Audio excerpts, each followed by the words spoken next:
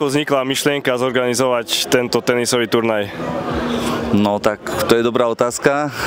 Spoločne sme sa rozprávali, čo by sme mohli urobiť niečo iné pre klub, pre hráčov, pre komunitu a takto to vzniklo. Takže nejaký špeciálny nápad, len jednoduchá myšlienka.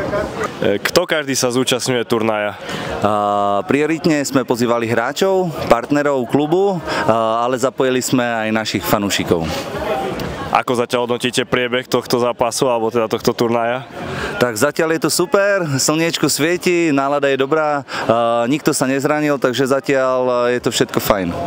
Čo môžu fanúšikovia okrem zápasov ešte očakávať? No po skončení základnej časti nasleduje predstavenie hráčov, takže predstavíme celý tím, aby aj fanúšikovia vedeli, kto do tímu prišiel. Plus sú pripravené rôzne atrakcie pre deti, malovanie, hrady a tak ďalej.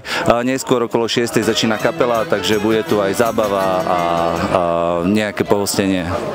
Lígy, aký si tenista, zvykneš hrávať tenis?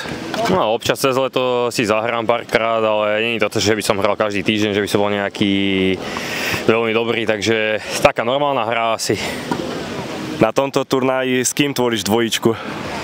Dvojička je s Gilom, no, nie sme moc ohratí, takže podľa výsledkov je to jasné, si myslím, už nepostúpime, ale aspoň sme sa zabavili. Kto bol najťažším súperom?